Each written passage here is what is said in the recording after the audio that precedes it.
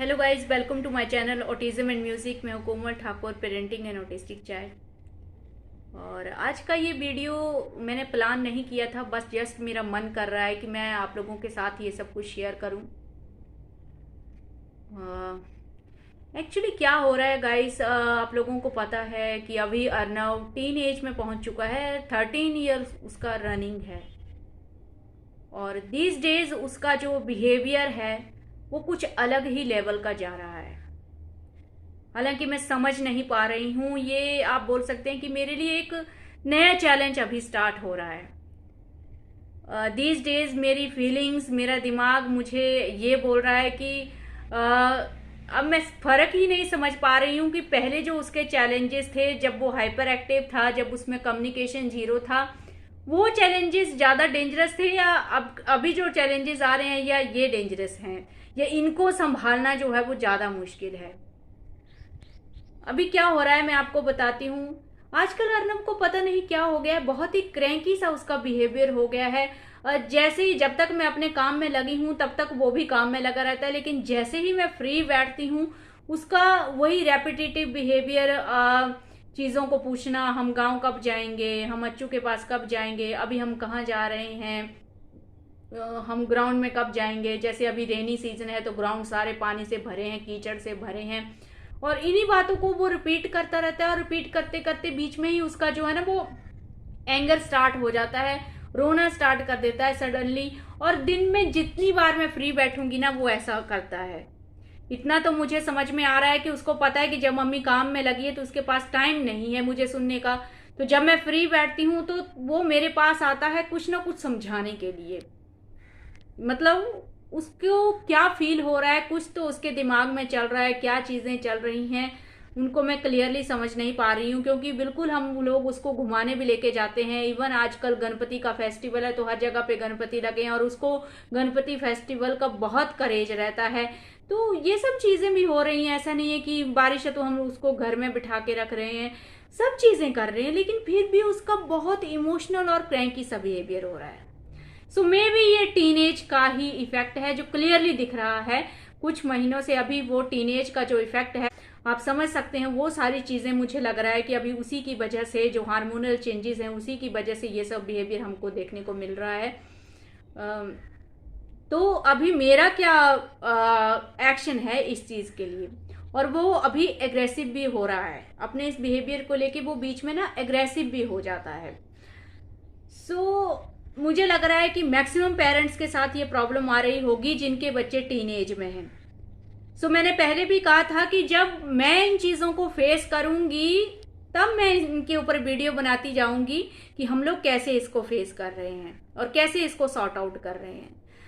तो मेरा जो फर्स्ट एक्शन है, जब उसका ये एंगर मतलब एक वर्स्ट आउट होता है, मेरा क्या रिएक्शन होता है। तो इसमें सबसे पहले मैं आपको बता दूं, आप लोग भी ये चीजें फील करते होंगे, सबसे ज्यादा गुस्सा आपको खुद आता है। क्योंकि जब बच्चा कंटिन्यूअसली आपके पास बैठा हुआ है और कंटिन्यूअसली वो सेम चीजों को रिपीट किए जा रहा है, आप बोल रहे हैं ओके हम करेंगे करेंगे, उसके बाद भी वो अपने आप ही बीच में रो रहा है, गुस्सा कर रहा है। ऐसी जो स्टेज आती है ना, तब आपका गुस्सा जो है ना वो भी अंदर अंदर बढ़ते जाता है।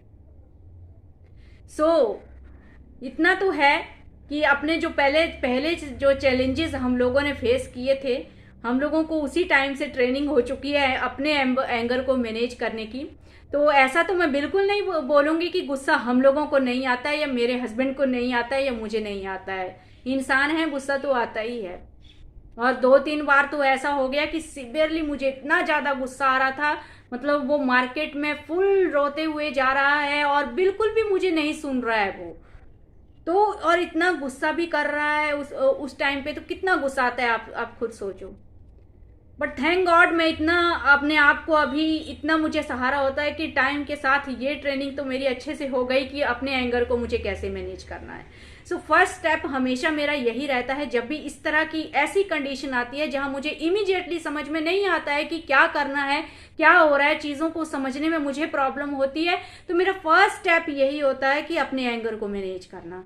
और उसको मैं कैसे करती हूँ, मैं थोड़ी देर के लिए उसके ऊपर ध्यान नहीं देती हूँ, वो बोलता रहता है, मैं कुछ जवाब नहीं देती हूँ, बस अपना टाइम लेती हूँ 5-10 मिनट्स के लिए, ताकि मैं खुद को शांत करूँ, मेरे अंदर जो गुस्सा आ रहा है उसके बिहेवियर को देख के उसको मैं शांत कर सकूँ। और डेफिनेटली हो जाता है 5-10 मिनट्स में, ये कर लेती हूँ मैं, चाहे मैं पब्लिक प्लेस में हूँ, चाहे मैं बाहर हूँ, चाहे घर में हूँ, मैं कर लेती हूँ इस चीज़ को, अभी कर पाती हूँ। तो इसके लिए आपको यही करना है। जिन पेरेंट्स को ये प्रॉब्लम आती है कि आप अपने एंगर को मैनेज नहीं कर पाते हैं, क्योंकि देखो एंगर को मैनेज करना, अपने एंगर को मैनेज करना बहुत इंपॉर्टेंट है। क्योंकि अगर हम गुस्से में आके बच्चे पे हाथ उठाते हैं और चिल्लाते हैं ना, तो सेम बच्चा जब बड़ा होगा तो वही बिहेवियर वो हमारे ऊपर करेगा, जो हम कभी नहीं चाहते हैं। इसी चीज से मैं डरती हूँ, इसलिए शायद मैं अपने आप को कंट्रोल कर पाती हूँ जब भी मुझे गुस्सा आता है या मैं इरिटेट होती हूँ उसके बिहेवियर से। ऐसे ही करती हूँ। जैसे अभी दोपहर को उसने वैसे ही किया, जैसे ही मैं फ्री बैठी और मेरे पास आके वो फिर से सेम बातों को रिपीट करके बीच में गुस्सा करना है, रोना है।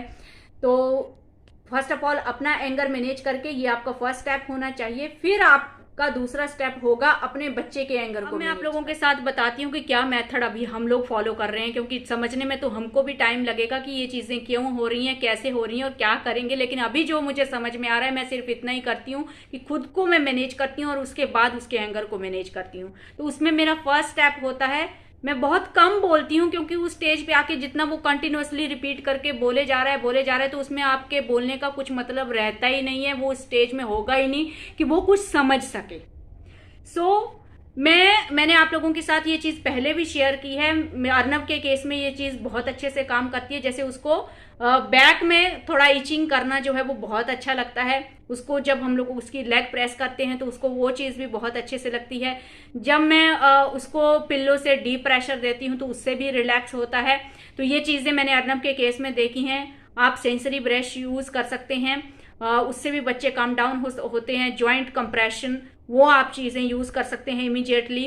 तो ये सब चीजें जो है वो आपको ट्राई करनी है, ठीक है। बोलना कुछ नहीं है, आप बोल सकते हैं कि ठीक है, जैसे मैं अर्नब को ऑप्शन देती हूँ, मैं आपकी लेग प्रेस करूं, मैं बैक में खुजली करूं, तो इन चीजों को वो कभी मना नहीं कर पाता है, क्योंकि हमेशा इन चीजों को वो इंजॉय भी करता है और वो काम डाउन होता है, तो वो कभी मना नहीं करता है। और जैसे ही मैं ये चीजें स्टार्ट करती हूँ उसके बाद वो बिल्कुल रिलैक्स हो जाता है। तो बोलने में शायद आपको ये प्रोसीजर लंबा लगे, लेकिन 15-20 मिनट्स में ये चीज़ें सॉर्ट आउट हो जाती हैं। खुद को मैनेज करना, देन अपने बच्चे के एंगर को मैनेज करना, जिसमें आप कुछ काम डाउन एक्टिविटीज़ बच्चे की बॉडी पे करेंगे। बच्चे से आप पूछ सकते हैं, परमिशन ले सकते हैं कि आपको क्या अच्छा लग रहा है। तो ये चीज़ें करने के बाद फिर वो काम डाउन हो जाता है। तो दिन में मुझे ऐसे ही करना पड़ता है। बेनिफिट इसका ये होता है कि फ्रिक्वेंसी फिर कम हो जाती है बच्चे के गुस्सा करने की। इसमें एक बेनिफिट तो ये होता है कि जब आप खुद को मैनेज करके, खुद के एंगर को मैनेज करके जब काम करते हैं, तो आपका दिमाग जो है ना वो बिल्कुल सही से सिचुएशन को ऑब्जर्व करता है और बिल्कुल राइट डिसीजन लेता है। तभी आपके दिमाग में आइडियाज आते हैं कि मैं और क्या कर सकती हूँ। और आप अपने बच्चे का जो बिहेवियर है ना, एक ग्राफ जो है आपके बच्चे के बिहेवियर का, उसको बेटर समझ पाते हैं और नेक्स्ट टाइम आपको इमीडिएटली पता होता है कि मुझे अभी क्या करना है। तो आप पब्लिक प्लेस में हो चाहे घर में हो, आप कहीं भी बच्चे के एंगर को या मेल्टडाउन को मैनेज कर पाते हैं। ये चीज पॉसिबल हो जाती है, इसका ये बेनिफिट होता है। दूसरा, फ्रीक्वेंसी कम हो जाती है। जैसे अगर हम लोग इस एंगर को, एग्रेशन को, जो बच्चे टीनेज में है, ऑटिस्टिक बच्चे, अगर इस एग्रेशन को हम लोग मैनेज नहीं करते हैं तो क्या होता है, ये एडअप होते जाता है। आप लोगों में से कईयों के बच्चे ऐसे होंगे और आपने ये चीज महसूस की होगी। जब आप इग्नोर करते हैं, इग्नोर करना भी इसका सोल्यूशन नहीं है। अगर आप सोच रहे होंगे कि मैं अपने आप को बिल्कुल काम डाउन रखूंगी, मैं ध्यान नहीं दूंगी और इग्नोर करूंगी, इग्नोर करेंगे तो बच्चे का इरिटेशन लेवल और बढ़ता जाएगा। आपको उसके एंगर को, उसकी जो एंग्जाइटी, उस टाइम स्ट्रेस फेस, हमको नहीं पता उसके दिमाग में क्या चल रहा है, क्योंकि हमारे बच्चे ज्यादा कम्युनिकेट करते ही नहीं है, तो हमको नहीं पता। तो वो चीज और एडअप होगी और दिन बर दिन फिर जो एग्रेशन है, वो मैंने पहले भी बोला है, फिर उसको कंट्रोल करना बहुत मुश्किल हो जाता है। जैसे कि टेंट्रम, एक छोटे बच्चे का टेंट्रम जब आप उसको मैनेज नहीं करते हैं और उसकी डिमांड को हर बार फुलफिल करते जाते हैं, और एक लेवल ऐसा आता है जब आप टेंट्रम को बिल्कुल भी हैंडल नहीं कर पाते हैं, बद से बदतर सिचुएशन हो जाती है। सेम सिचुएशन एग्रेशन के केस में होती है। इस चीज का आपको ध्यान रखना है गाइस। इसमें जरूरी नहीं है जो तरीके मैं आपको बता रही हूं आप वो करो, लेकिन कहने का मतलब यही है कि हमें जैसे हम लोग लैंग्वेज अपने बच्चे को सिखा रहे हैं, सोशलाइजेशन, हर चीज़ अपने बच्चे को सिखा रहे हैं, तो एग्रेशन को मैनेज करना भी हमें अपने बच्चे को सिखाना होगा। फिर जब अर्नब काम डाउन हो जाता है, हमेशा मैंने ये चीज़ें आपको लाइव भी दिखाई हैं, उसके बाद मैं अर्नब को पूछती हूँ कि हाँ आप क्यों रो रहे थे, तो फिर वो थोड़ा बहुत एक्सप्लेन करता है कि हाँ ये है, ये हो सकता है, तो वो चीज़ें थोड़ी बताता है अभी। तो ये मेरे साथ अभी बहुत फ्रिक्वेंटली हो रहा है, और इस लेवल पे हो रहा है कि बार बार हो रहा है, और मतलब ये मुझे ऐसे लग रहा है कि फिर से एक बड़ा चैलेंज मेरे सामने आके खड़ा हो गया है। हालांकि मैं चाहती हूँ, और मेरा गोल क्या है, जब मैं इस इशू को टैकल कर रही हूँ, डील कर रही हूँ चैलेंज को, तो मेरा गोल क्या है, मेरा गोल ये है कि अभी जैसे मैं उसको हेल्प कर रही हूँ उसके एंगर को मैनेज करने के लिए, उसकी फीलिंग, स्ट्रेस, एंग्जाइटी को मैनेज करने के लिए, मेरा गोल ये है कि वो वक्त के साथ खुद सीखे। तो इसके लिए मैं क्या करती रहती हूँ, उसको मैं, जब वो शांत हो जाता है तो मैं उसको बोलती हूँ, जैसे उसको भूख लगती है तो वो बोलता है मुझे भूख लगी है मम्मी जी, मुझे नमकीन चाहिए, मम्मी जी मुझे घूमने जाना है, हर चीज़ वो बोलता है। तो मैं उसको सिखा रही हूँ, तो मैं सिखाती हूँ कि जब भी आपको गुस्सा आता है तो आप बोलो मम्मी मेरी लेग प्रेस करो, मम्मी बैक में खुजली करो, या फिर वो खुद मुझे सिग्नल दे कि something is going wrong in my body और इन माई ब्रेन, तो वो सिग्नल दे और खुद भी इन चीज़ों को जो है वो, जैसे मेडिटेशन भी मैंने उसको आज करवाया, तो वो खुद कुछ चीज़ें सीखे और खुद मैनेज करना सीखे इस एग्रेशन को, वो मेरे ऊपर डिपेंडेंट ना रहे। तो अल्टीमेट गोल मेरा ये है। अब देखते हैं ये गोल मैं कैसे अचीव करती हूँ और कब तक अचीव करती हूँ।